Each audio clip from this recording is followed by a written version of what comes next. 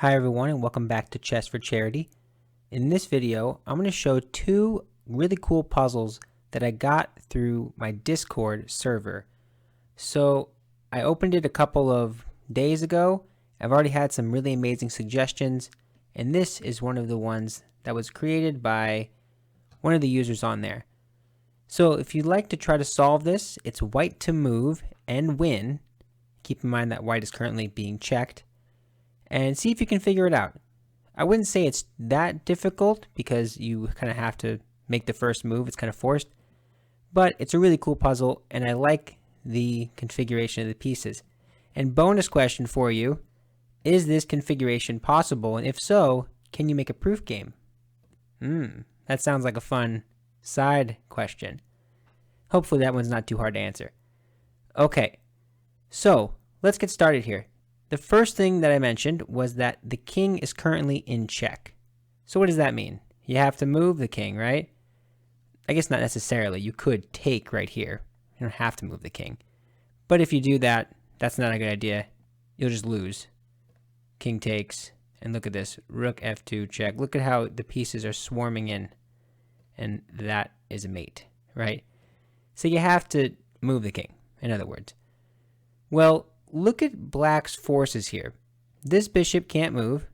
These rooks can't move. This queen can't move. Knight can't move. Bishop can't move. Nothing really can move except for the king. So if you play, and remember the pawns are going down the board. If you play king f1, you have immobilized every single piece of black's army, including all those pawns. The king is the only thing that can move, and the only move here is king h7. Okay, cool. Does this result in anything in particular?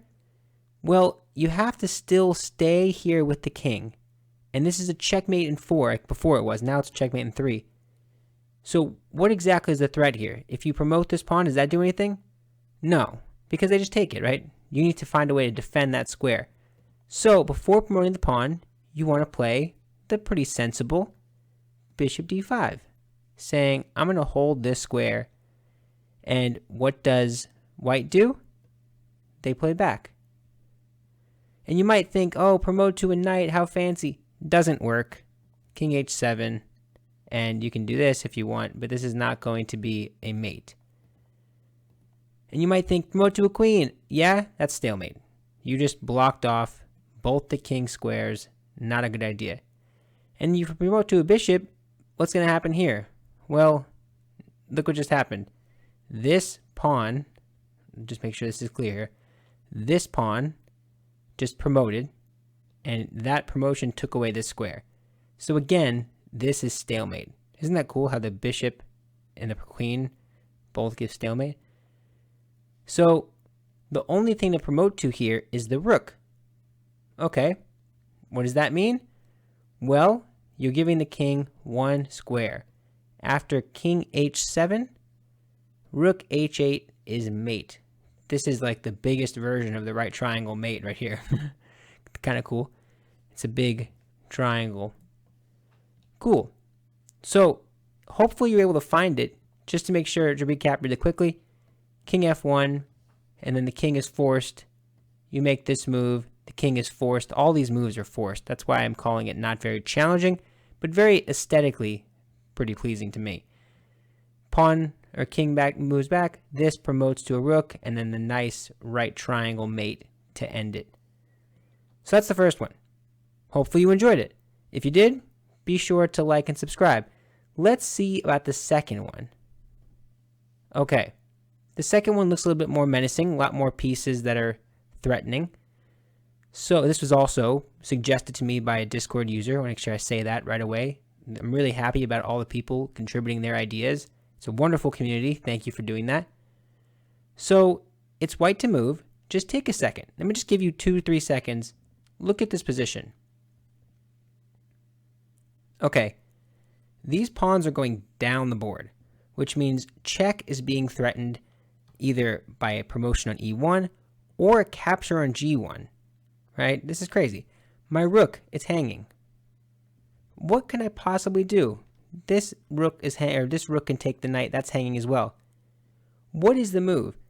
If you plug this into an engine, it might take, I don't know, 30 seconds or so to tell you that it's a draw, and then it'll tell you it's a win for white, then it'll tell you it's a win for black, then it'll tell you it's a draw. Crazy. So what we need to figure out is what can be done in this position, because there are a lot of threats. You're threatening to take me, you're threatening to push, you're threatening my rook. What's the one thing that holds it all together? You might get the first move, but see if you can find the second, third, fourth move, all the way down to the sixth move. That's a little hint for you. Okay, the first move in this position is bishop d6. And you might go, okay, I kind of get the point of that. I'm threatening a check. And maybe you say, let's just make a passing move. Maybe you say, if you move the bishop just as a passing move, the whole point of this is that I am now able to give check. And what happens? The bishop interposes and you take, right? That's like the easy case. What if you do something like this? Is there a different mate? Yes. Check. The king, now that this whole file is cut off, moves back, and this is mate. So you have a couple of threats there. So you might see that when you play bishop d6, the fact that you're creating this discovered attack, something like that, right? All these ideas. But, and this is kind of a big consideration, what do you do when they take with check? They take your knight to a queen with check. Ouch. Well, here's where the fun begins. And I think that you might see the move here. By moving the bishop to d6, what you're doing is you're setting up a discovered attack, right? So your move, the only winning move that wins, the only move that wins, the only winning move that wins, how redundant. The only winning move is rook c1. And you might go, Frank, I just take that. Remember, hold on, well, you're in check. You cannot take my rook here. Okay, what's the big deal with this? After king a8, what's the problem? Just really quickly, make sure you don't think this is mate. This is not mate, because this is covered. Just make sure you don't go there, because I almost went there. I've played too many bullet games. Okay, so you might say, okay, great, I bought myself a move. I blocked the check. Great, now what? Show me what's next. Okay. What do you do in this position after, and this is crazy, they just checked you. Just make sure you understand this. They just checked you. You're moving back. You check them. They only have one move, right? Well, they could take, or no, they can't take, sorry. They could block with what? They can't. They have to move there. They only have one move. Here is such a cool move. I want to make sure you see this. Take a moment. Just take 1 second here. This move is crazy.